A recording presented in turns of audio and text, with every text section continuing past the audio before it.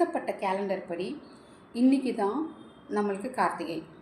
முருகன் காட்டை தீ மூட்டி அழித்து விவசாய நிலமாக மாற்றியதற்கு கார்த்திகை தீபம் ஏற்றி கார்த்திகை விழா கொண்டாடி முருகனுக்கு படையல் பண்ணணும்.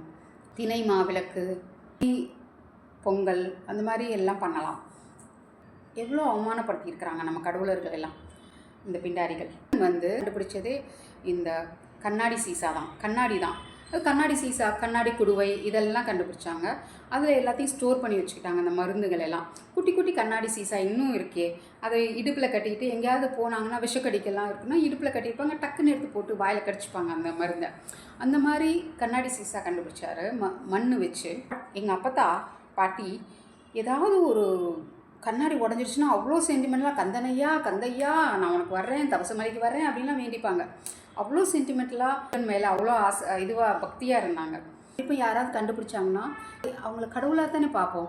நம்ம இன்னமும் நம்ம தமிழ் கலாச்சாரத்தில் மண், மரம், செடி, கொடி, மிருகங்கள் எதை பார்த்தாலும் நம்ம வணங்குறோம். அந்த வணக்கம், அந்த பணிவு இதெல்லாம் நம்ம தமிழர்கள்கிட்ட தான் இருக்குது. எதை பார்த்தாலும் வணங்குவோம், யாரை பார்த்தாலும் வணங்குவோம். குழந்தைய பார்த்தா கூட வணங்குறது தான் நம்மளோட பண்பாடு. அந்த பண்பாடை தான் மாற்றி இந்த பிண்டாரிகள் மாற்றிட்டாங்க.